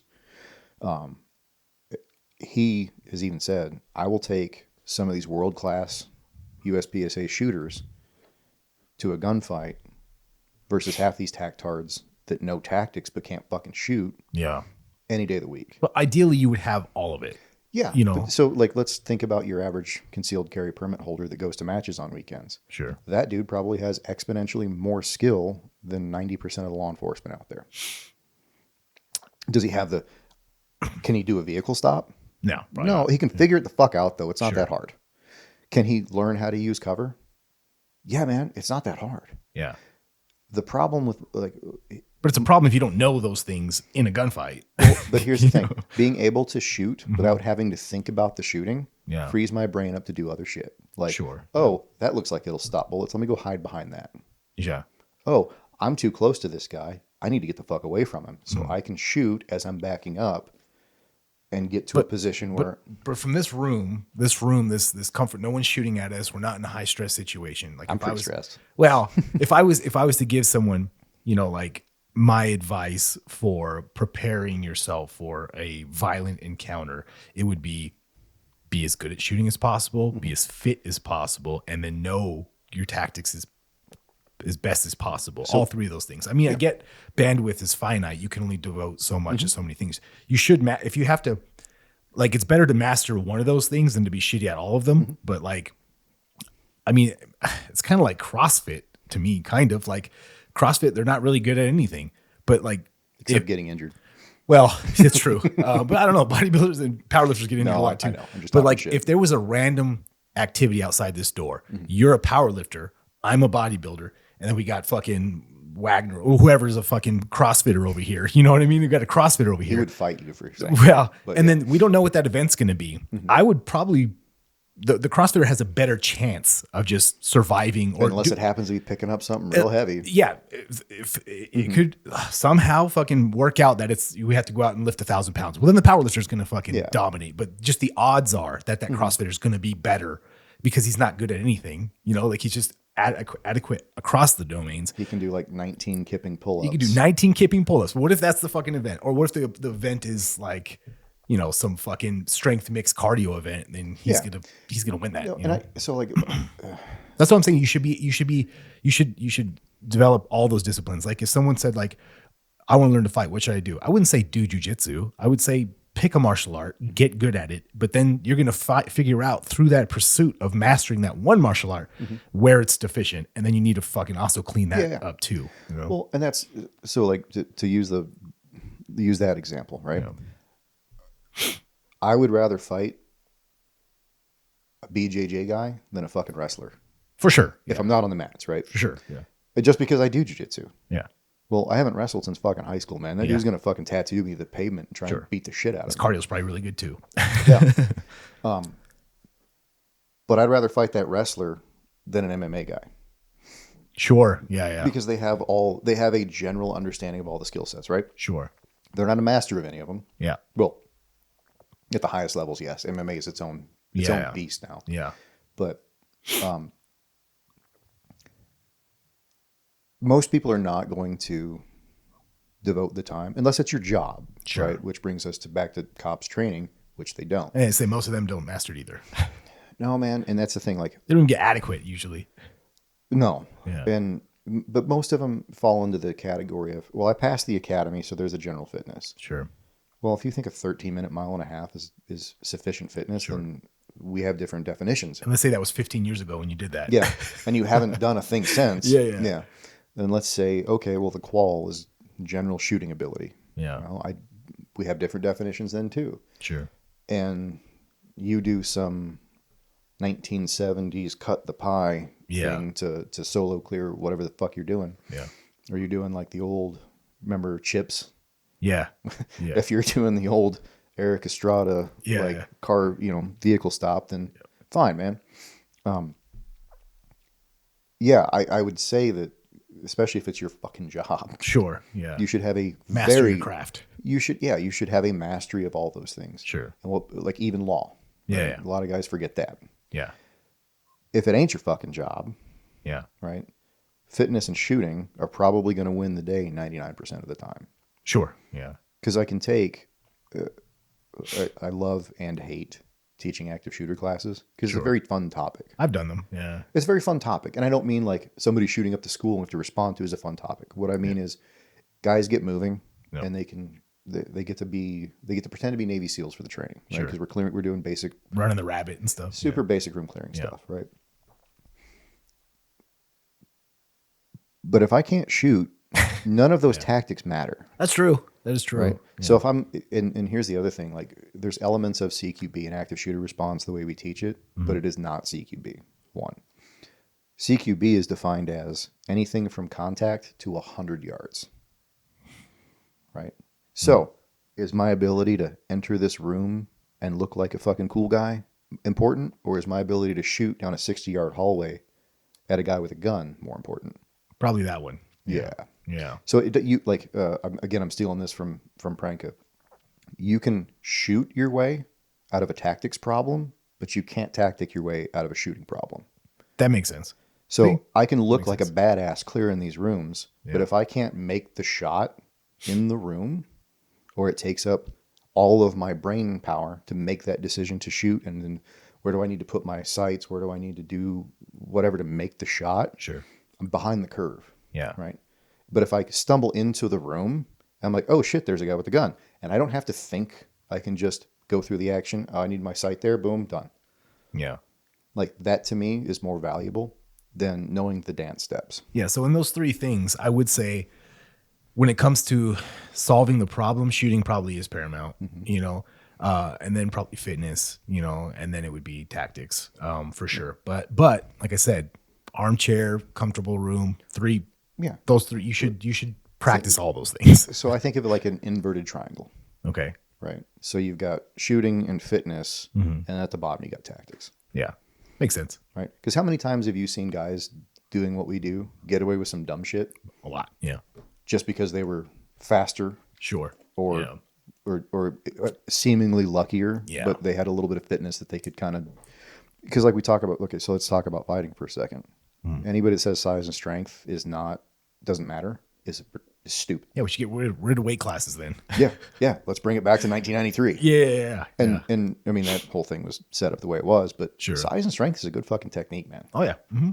It's true. Like if I don't know how to fight, but I'm physically bigger and I can impose my strength and will, and you don't know what the fuck you're doing, or you're not sufficiently skilled enough to overcome that. Yeah. Takes a lot of tactics to overcome that. Well, it takes a lot of training, man. So like, there's a dude at one of the offices we have, and he's 6'1" or 2, but he's 315 pounds with a 6-pack. Yeah. He's juiced out of his mind, Sure. but that dude's strong as fuck. Yeah. Like I've personally watched him ass to grass squat 600 pounds. Yeah.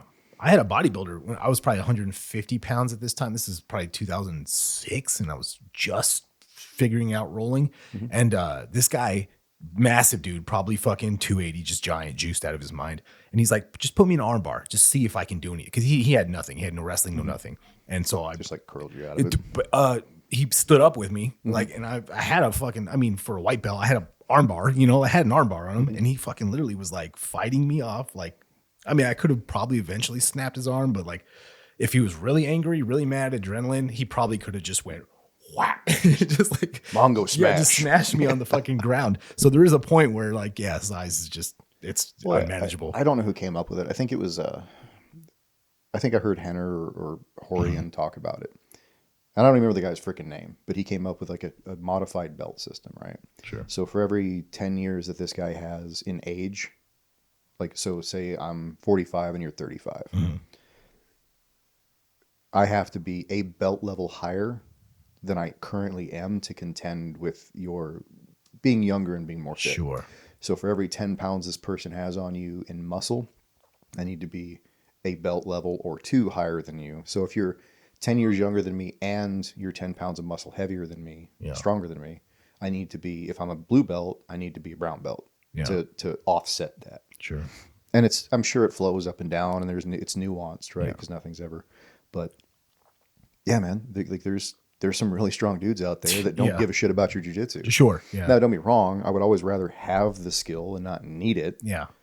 But that's my point about the 3 domains there. Like if we're trying to get guys ready and prepared, like I see a lot of guys focusing on one of those things, usually not all 3. And you should focus on all 3.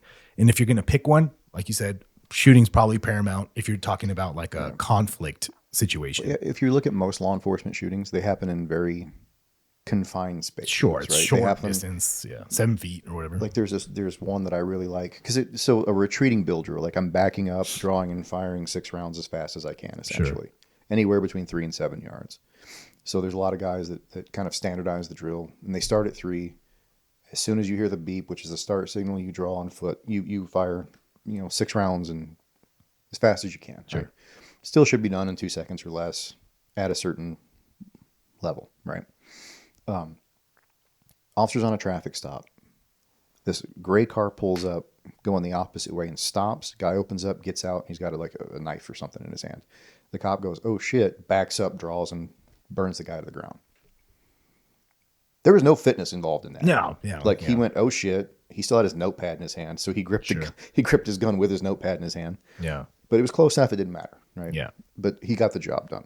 And so that's like a law enforcement context. Yeah. Yeah. But then like you see that one, there was an active shooter, and this cop was talking to this family, and they hear the shots fired, and he ran probably 200 something yards to get there, and you can hear him breathing heavy. Yeah. And I don't care who you are, if you sprint 200 yards, you're going to be tired. Sure. Plus the adrenaline. Especially in gear, and maybe you haven't sprinted 200 yards since the academy, whatever the case. Man. Yeah. I don't know the guy's fitness level. I'm not judging, right? Sure. But he got there, and he got shit done. Yeah. But that's an extreme case for most law enforcement. I had to run 140 or 200, whatever it was. I had to run this far, and then I had to make a shot. Yeah. Right. Extreme case. Should we train for the close stuff? 100%. Yeah. Should we train for the other stuff? 100%. Yeah. right? And if anything, I think we should push the harder stuff because you can always slow down. Sure. If I can make this shot, if I can shoot 6 rounds after running 200 yards and hit this guy, I can certainly do it backing up 3 feet. Yeah. Right. Makes sense. So like training should always be harder than what you perceive that you're going to encounter. Sure. The more you sweat in training, the less you bleed in the field or Yeah, whatever. 100%. Well, like if you're training for a competition for jiu-jitsu, right? You don't, was it purple belt level? They go up to 6 minutes, Yep. but anything under that's 5. Sure.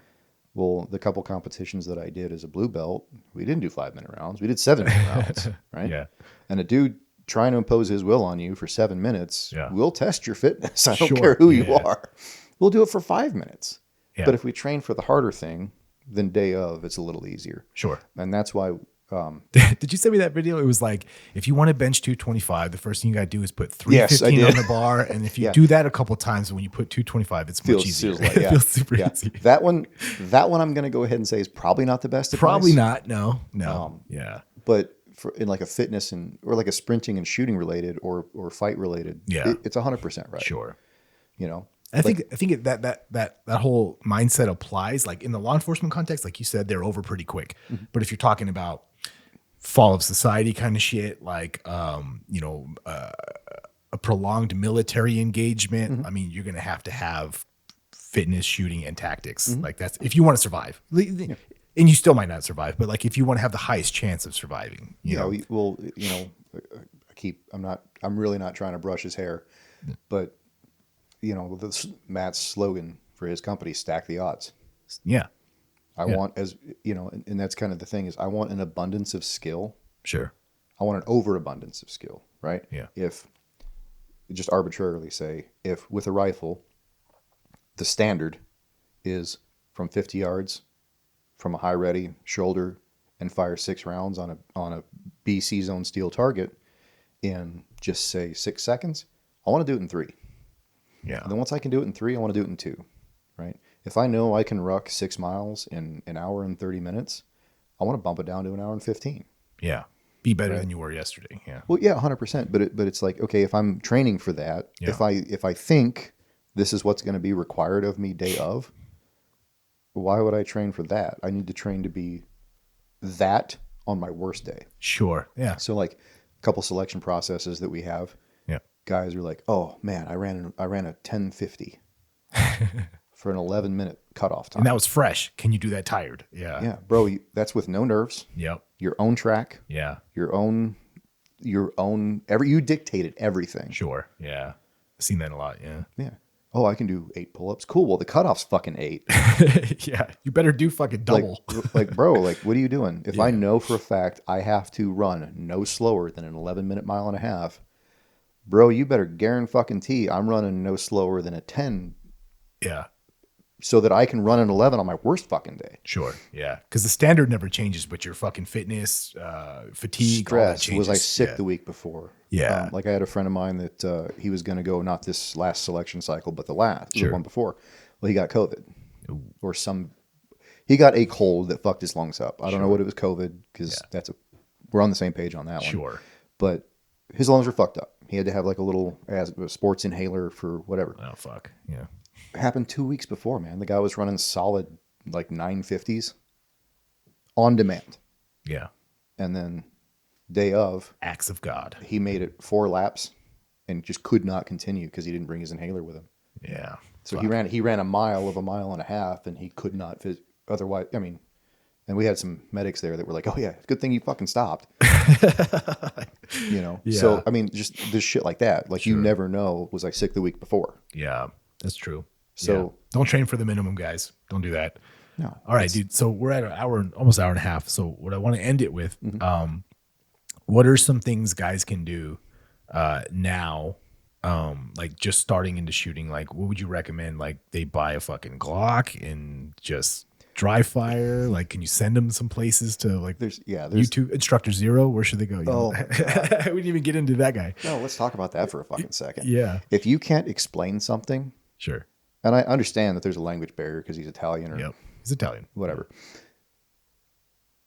Shooting is okay. We already talked. Shooting's super simple. Sure. I look where I want the bullets to go. I put Conceptually, yeah. I put the gun up where I want, and I press the trigger without moving the gun. Yeah. How much science is involved in that?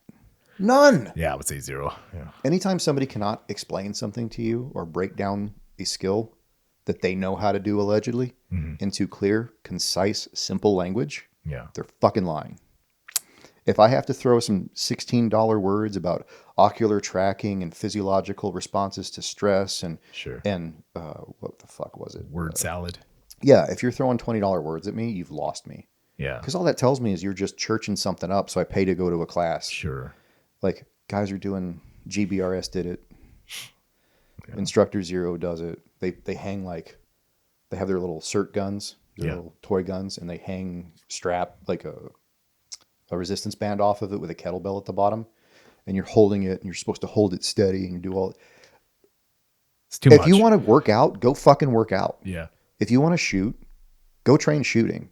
Sure. If when you want to put the skills together and you want to do like a physical fitness readiness test, put your fucking kit on, go do an obstacle course, and then run to the shooting range and shoot. Sure. Carry some ammo cans that are absolutely full down and back, so you got 200 yards, and then sprint to the 50-yard line and shoot, and then sprint to the 20 and shoot. Right? Yeah. Do the thing you're trying to do. Yeah, but my point is like you train shooting in isolation. You train fitness in isolation. You train tactics with both of those things, right? So I'm not going to learn marksmanship while I'm training tactics. I need to do that over here. Yeah. Because the marksmanship shouldn't come into my tactical decision making. Sure. I should just know how to do it. Right. If I know that I can't make this shot, I need to get to a place where I can. Yeah. Right. But I learned what shots I could and couldn't make over here on this side. I learned what my red line is for sprinting to a just X distance over here. This is where I test those skill sets. Yeah. Right.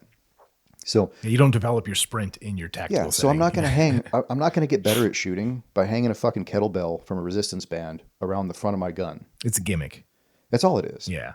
Okay. So first of all, don't pay. If it looks gimmicky, it probably fucking is. Sure. Right. Some really, really good resources. And again, not trying to blow smoke up his ass or brush his hair and tell him how great he is. Pranka. Okay. You can watch hours. Is he paying you? You No. just tell me. Okay. Well, so he and Ben Steger, who's probably one of the best pistol shooters on the planet. Okay. And a very, very good instructor. They do a lot of stuff together. And they have hours of free content on YouTube that talk about the basics of shooting. Sure. Go look at they have like an hour-long class where they talk about shooting a pistol and shooting a rifle and building those marksmanship things, right? Okay. In-person instruction is usually best as long as that person's not retarded. Most gun store instructors, kind of retarded. Mostly FUDs, in my experience. Yeah, I mean, there's some really good shops around here that they kind of shy away from that. But having never attended one of their courses, I can't say, hey, man, sure, this indoor range or this person has a really good program. You should go check them out. Okay. What about entry-level guns for someone who's like, this is my first gun? Whatever fits you best. What does that mean?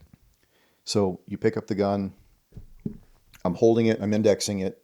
It just it feels weird. It's pointing high, right? That's the big bitch about Glocks. Yeah. Because they have a different grip angle. It doesn't fit my hand right. Okay. Well, I've got small hands, so pretty much every gun fits my hand. But if you've got big hands and they don't have an interchangeable backstrap or interchangeable grip panel, you may not want to buy that gun. Buy something that's comfortable to hold, that you like the trigger on, that has some kind of reputation. Like Canic, a lot of people like those. They're not my favorite, but they work really well. Okay. I shoot my Walthers. I have several Walther PDPs that I use for competition. I love them. Some guys don't. Yeah. I shoot a Glock for work, and I shoot it as good as I do my competition Walthers. If that's what you like, we don't get a choice, right? Sure. But if that's just learn to shoot that gun good. If you can shoot these guns good, you can probably shoot this gun good. Okay. But if you don't enjoy shooting it, you're probably not going to practice with it. You're probably not going to train with it. Do you have a recommendation on the round? 9's just universal, or does it matter? Well, it depends on your application. If you are looking for bulk ammunition to train with, you can buy whatever you want. Sure. I mean, you can go buy the cheap ass 115 grain Blazer Oh, it's good ammo, right? I'm not Yeah. shitting on it, but it's less expensive than Hornady tap Sure. self-defense ammo, Yeah. right? This one's 20 or $30 for a box of 25, and this one's $10 for a box of 50. Yeah. Do you notice the difference when you shoot the different rounds? Absolutely. Okay. All right. So 150, the lighter the grain of the bullet, the faster it typically comes out of the barrel. So it's more of a snap. The heavier your grains, you get more of a push from my experience. Okay. But again, that's also gun dependent. Yeah. Right? So a stock Walther is very snappy. I've shot M&Ps. They tend to be just the way the gun's sprung and set up. They tend to be more pushy. Glock's somewhere in the middle. Generally, the heavier the gun, the more of a push feel you're going to get. Okay. So with the Walthers, they're usually very snappy. But Yeah. I've changed my recoil springs and guide rods so they're more pushy, right? So you can tailor the gun. But if it's not comfortable to hold, then you're probably not going to train with it. It's like guys that go buy ARs and they put big loud ass comps on the end Yeah. that rattle everybody's fillings up and down the freaking line. Sure. That's not comfortable to train behind a lot of times, man. Yeah. It's super loud. Yeah. So if you don't enjoy shooting it, you're probably not going to train with it. So the best gun is the one you'll shoot. Well, yeah, it's like the best. Well, what's your recommendation for a carry gun? The one you'll actually freaking carry with you, It's true. Yeah. right? If you got a Desert Eagle, it's not comfortable. You can't conceal it. It's Well, like, unless yeah. you're like, there's a dude I shoot with he's out of Phoenix, and I don't know. I genuinely do not know how tall he is, but I don't come up to his tits. And he is seriously like 450, 500 pounds. He's just a big fucking human. Yeah. They're out That there. dude maybe can conceal a Desert Eagle. Yeah. Like he shoots a full size 2011, and it looks like a toy in his hands. Good for him. You know, for me being 5 foot fat, Yeah. So, I can appendix carry a full size Glock, but what I'm more likely to carry is a little J frame or a Glock 43X. yeah. So it's what you're actually going to use to go train with, right? Okay. And so as far as the ammo selection goes, buy bulk training ammo, and then buy some good defensive ammo. Right? Gold Zot Spear's good, Hornady's good. It's dealer's choice. It's what as you shoot that you can shoot the best. Okay. So do all your training, or the vast majority, 95 to 98% of your training with your bulk ammo, but know how this ammo, like shoot this enough to know how it acts. Sure. So I'll shoot our ammo Okay. for training, and then a week before competition, I'll shoot a couple 100 rounds of the stuff that I use for competition just to see how it feels. Just because it acts different. The gun will act different, right? Sure. Less grip input needed. It makes the gun act a little bit more tame. But if I treat it like this stuff, I tend to put too much input into the gun, right? So I'll push my shots off versus just kind of letting the gun do its thing because I'm used to gripping for this stuff, right? Yeah. So 9mm is kind of the king right now. Yeah. If you want to go with like the little Smith & Wesson J frame or the Ruger LCR, any kind of 38 380. special does it, man. Okay. But it's kind of what you're going to carry, what you're going to train with for that. But it's kind of the same thing with training, right? Okay. Go buy the gun you're going to shoot. You can't go wrong with Glock. You can't go wrong with M&Ps generally. Sure. And I'm sure there's a ton that I'm missing, but Okay. or you can go with the old 1911, man, 2 World Wars. Yeah. 2 World Wars, son. I love that shit. Yeah. All right, dude. Well, fuck. That's a lot of information, you know. Hopefully, you know, I learned some things. Definitely that I need to shoot with both eyes open. Let's go to the range, dog. I know, dude. But that's the thing. I'm going to embarrass myself, and that's what we got to be comfortable with being uncomfortable. It's so Yeah. the only time you should ever be embarrassed is if you tell me you're really fucking good. Oh yeah, and no, you're not. I'm telling you, I'm not good. Yeah. I mean, I'm good for like a normal person, but not Yeah. good for someone who does it. You know? Most law enforcement, like I'm not even really good, dude. I'm average. Yeah. Well, I'm the white belt looking at the blue belt right now. Well, Like, holy fuck. So like my buddy Johnny, he's a BJJ black belt, and we're actually he's a little bit better than me, and we're very close, but he's still better than me for shooting, Yeah. right? And we laugh. I'm like, yeah, man, like I'm a purple belt in jiu-jitsu, and I'm a fucking B-class USPSA shooter in this division. I'm just the fucking picture of mediocrity. The CrossFitter. Yeah, and he just laughs, and it's like, okay, yeah, like, but I'm not afraid to say it, man. Like I put in a lot of work to be okay. Yeah. But there's other guys we shoot with, like some of the guys from I can Tucson think of a few. Yeah. that are phenomenal, Sure. right? Like Yeah. they're grandmaster level shooters, Yeah. right? So I embarrass myself all the time in front of them. Sure. Yeah. That's like going to roll with my professor. Sure. I can't, he's 140 pounds. I can't do a fucking thing to him. Like if it was a normal person, I could bam him up and down the mat. Sure. But if I can get a hold of him, he can get a hold of me and I'm screwed. Yeah. So Yeah. it's just one of those, like, be willing to not be whatever you put yourself in your own head, right? Yeah. Like my ego says I'm this good. Well, let's fucking go to the range, dude. Hell yeah, I'll man. fucking go. I'll put the videos up on you guys can all be embarrassed for me. All right, dude. Fucking thanks for coming, Matt. Absolutely. Thanks Thanks for having me. episode 61, dude. One way out.